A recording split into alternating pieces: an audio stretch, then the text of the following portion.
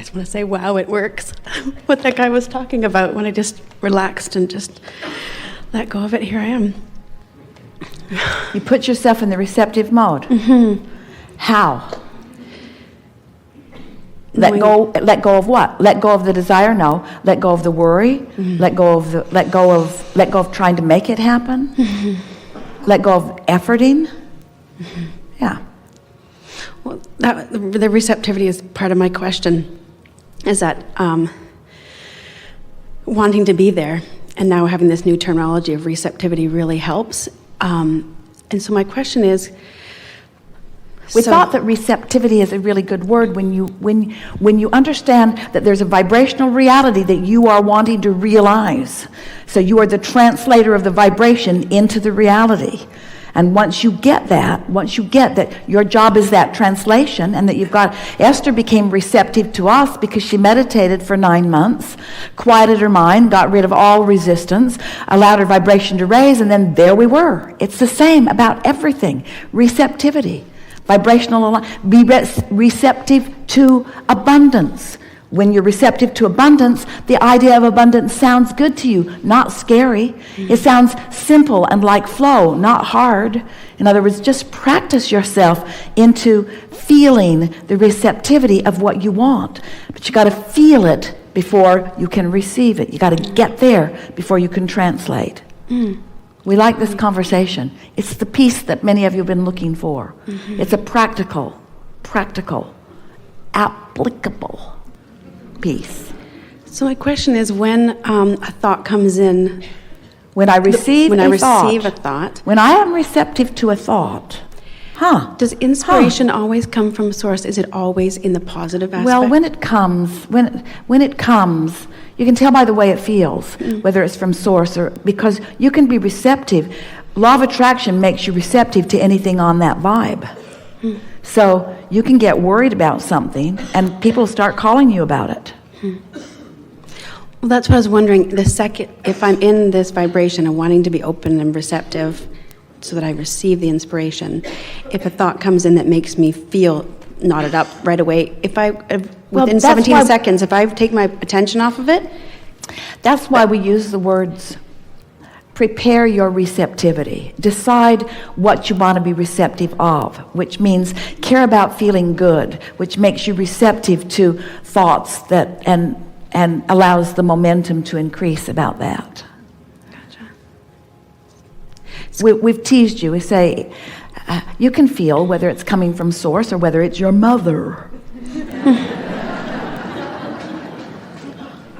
Yeah, I guess I really just, in my mind, it feels helpful to know that I can, in a sense, not trust that negative one, because I know source is not thinking the same thing. So if I just can go, you know what, within that 17 seconds, wipe it out, and I won't then start creating a momentum in that direction. Someone asked us the best question ever, because it gave us an opportunity to give our best answer ever.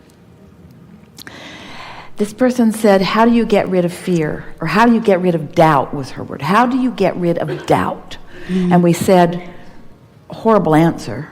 We said, you get rid of it before it starts, which is just totally annoying. Because if I've got it, how do I get rid of it? Well, you get rid of it before you got it. But there's such power in that answer, because once you have enough momentum going, because you've been receptive enough that you are translating something into thoughts that feel uncomfortable, there's usually enough momentum going that unless you catch it really early, trying to not think it is just going to cause you to think it all the more. Absolutely. There's a war against poverty, a war against drugs, and a war against crime, and a war against terrorism, and a war against, all of those wars are getting bigger and bigger and bigger and bigger, because that's the way law of attraction works. And so it's a better approach to acknowledge that when you sleep at night, momentum stops, and when you wake up in the morning, you can begin it where you want to, and that it's logical that you would begin it in this naturally high, pure, positive vibration.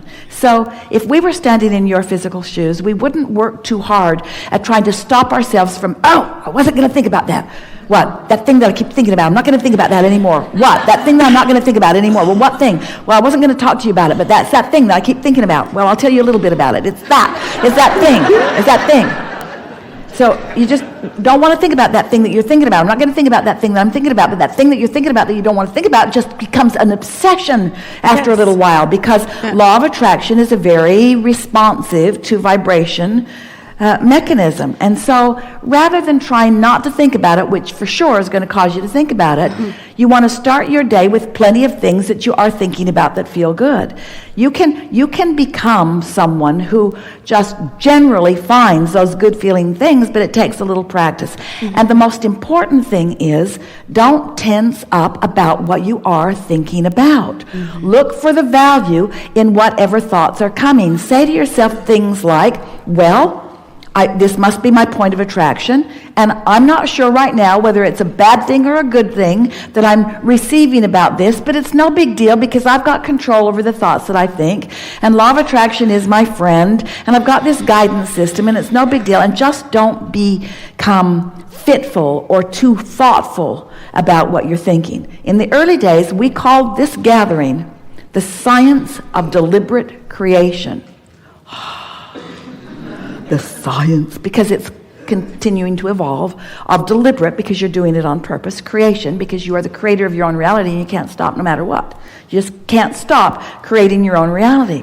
But there was something about the science of deliberate creation. We said, you get what you think about whether you want it or not. And people loved that idea and then hated that idea. They got freaky about it. They would say things like, cancel, cancel, cancel.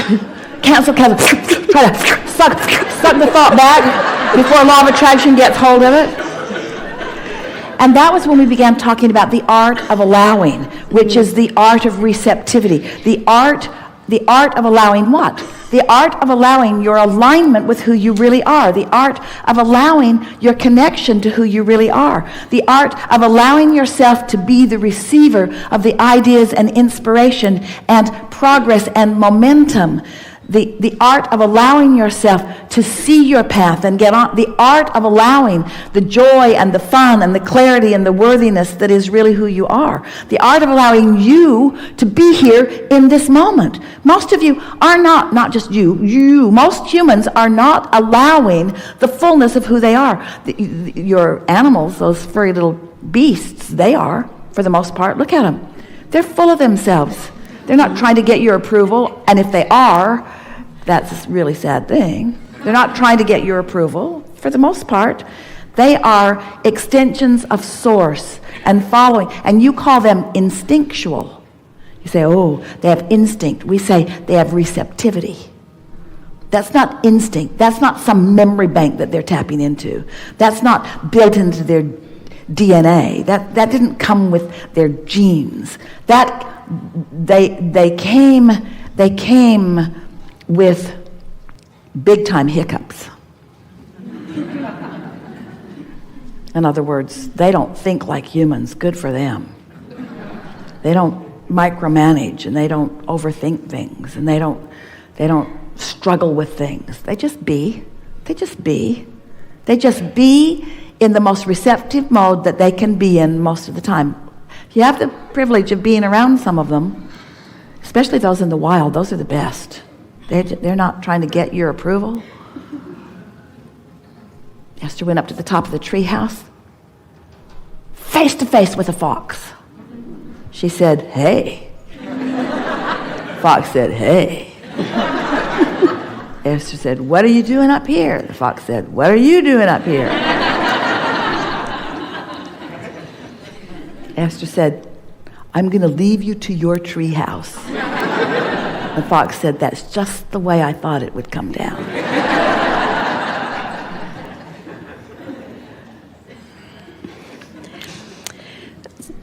So I struggle with asking this because, well, I know you'll give me an answer anyway, but... So you struggled?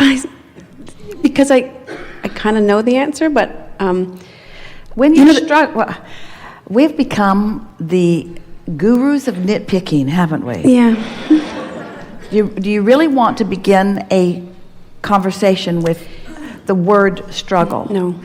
Does the word struggle represent how you feel in this question? No, I would like to know the answer. But wait, walk through this with us. In other words, how do you get rid of doubt? You get rid of it before you've got it. So how do you get rid of struggle? In other words, don't ask the answer to this question to eliminate the struggle. Eliminate the struggle, and then you will be receptive to this answer. Okay. Can you hear the difference? Yeah. So instead, it's a curiosity. I'm curious if... I don't really want to know. I'm not struggling as much as I was a minute ago because I really don't care. I really don't care about the answer to this question. Wasn't convincing, was it? So, if you can be, do, or have anything... Since you can be, or do, or have anything. Staying high all the time, is that also a feasible request? Since everything is relational,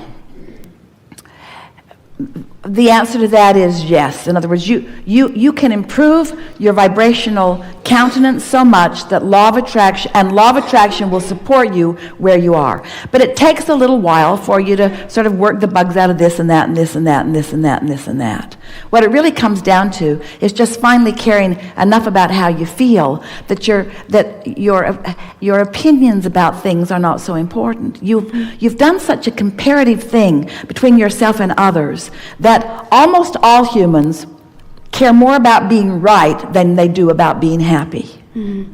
And that's a problem for you, because the other day Esther was at her new house in Utah, and her sister was there, her big little sister. She's got a big little sister and a little big sister. It was her little big sister. Aren't you glad you came? And a bouquet of flowers had been delivered, and Esther was trying to move them to another place, and they were very heavy. It was a very large bouquet, and it was very heavy. And Esther said, part of it is this glass vase, as she set it down on the table, clunk. And her sister said, it's not glass, it's plastic. And Esther said, no, that's glass. And her sister said, no, it's plastic. And Esther clinked her ring on it. Glass. No, that's plastic. Esther clinked her ring. Are you kidding me? Esther clinked her ring on it again. That's clearly a glass vase. No, it's plastic. Esther went into the other room looking for something plastic. Brought the plastic and gave a comparison. Plastic, glass. Plastic, glass. Her sister is still insisting that it's plastic.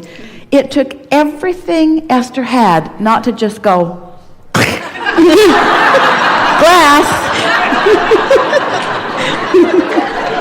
Sort of came to her, why did it matter? Why did it? And the reason that it matters to you is because you've been living life. You've been collecting data. You've been coming to conclusions. And law of attraction has been making reality out of what you believe. So you've come to believe that you are right. And there's this comparison about what the others are thinking and what the others are doing that serves you in the sense that it gives you the contrast and causes you to identify what you want. But if you could make this one decision today, I no longer care about being right, but I really, really care about feeling good. I care about feeling good. And then you just begin sort of sifting through things one thing at a time, one experience at a time. As you have negative emotion, and then you soften your thought until the negative emotion subsides. Mm-hmm. You make every situation unconditional, because alignment trumps everything. Mm-hmm. So you no longer care about being right, because really, you're not being measured against all of the other righters and wrongers in the world, and then you're being rewarded based upon your degree of rightness. Ooh, where do you get this stuff? You are pure positive energy, focused here and now, allowing a little bit or a lot of all that you are to explore and receive the perfection of this moment, you see. So what were you talking about?